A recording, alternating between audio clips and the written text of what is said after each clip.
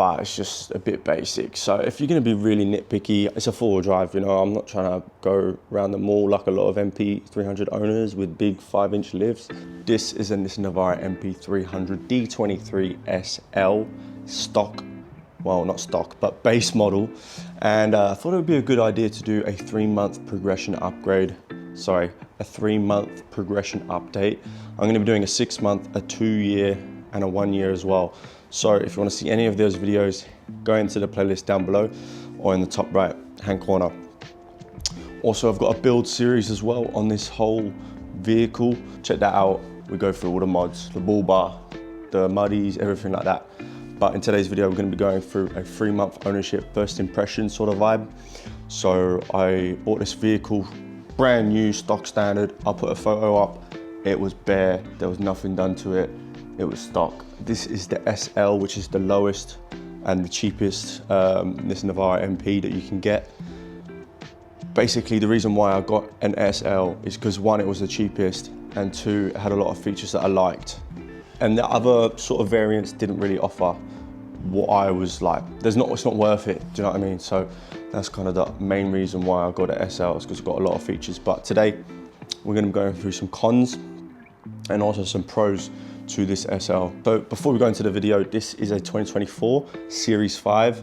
If you don't know, it goes Series 1, 2, 3, 4, 5, up to Series 4 is 2020, and then 2020 onwards is Series 5, which is the updated with the bigger grille, the different bonnet, some other stuff has changed as well. The first pro is that with the SL, everything's blacked out from factory. So you've got blacked out grille. I already blacked out the badge because that's not blacked out, but the sides is blacked out.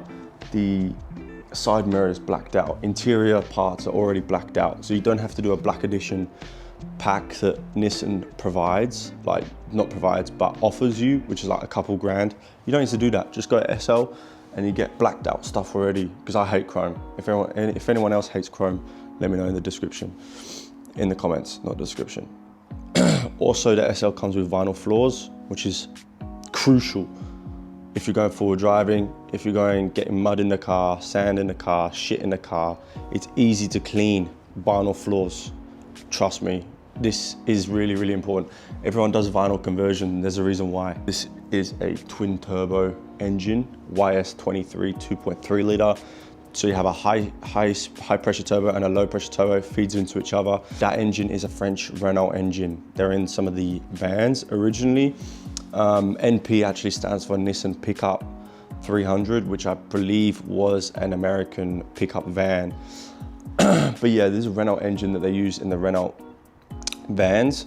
That is a big issue because they are known to leak. These French engines are leaky, and any Nissan Navara owner will tell you that they have a leak issue with their NPs.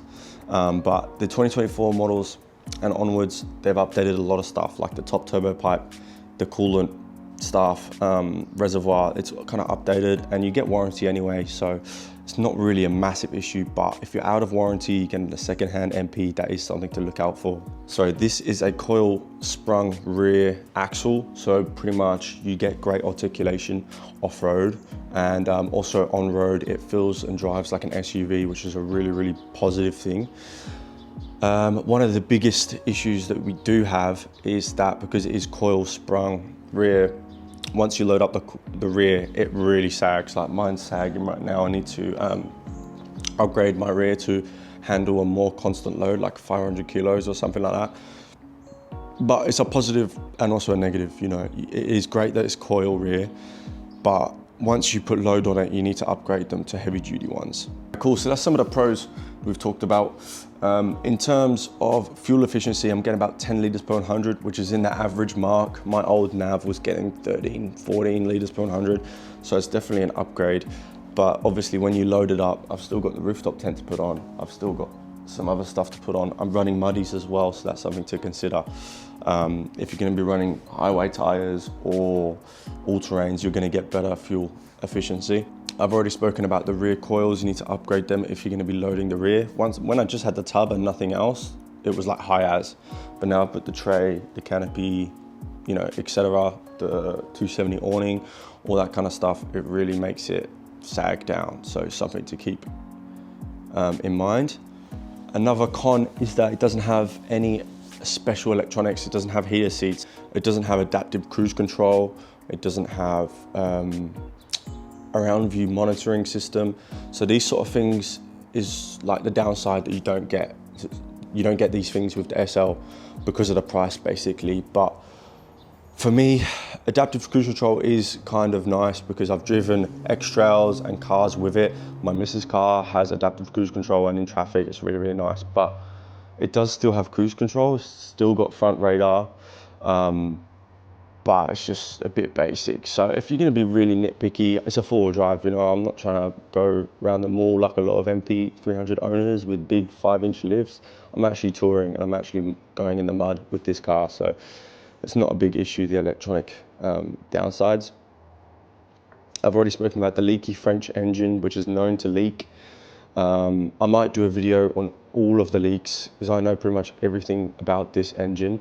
I might do a video on all the leaks, so if you want that, comment down below and I'll do a full video on the YS23. The last point I wanted to make was that this is a Series 5, as I've already said 1,000 times, but there's not really much aftermarket support for the 2021 onward model variants. Like this bull bar and Ironman are the only two companies that make a bull bar that extrudes out and is not flat and not a bumper bar. I hate the look of bumper bar. The hoopless bumper bars are disgusting, in my opinion. But this one is the only one that protrudes out. And I've had a lot of people tell me that the O-cams and the Ironmans, they'll all rust out eventually. But like, so far so good. If you want to check out the video of the bull bar install, click on the video in the top right, or it'll be in the description. Pretty easy to install. I did it myself as well. Bit sketchy, but you know, it was fine. So that's pretty much it, really. That's the MP. I really love it so far. This is my 3-month ownership review. I'll do a 6-month, a 1 year, and a 2 year. But yeah, that's about it. Make sure you like the video, it really helps. Catch you later. Peace.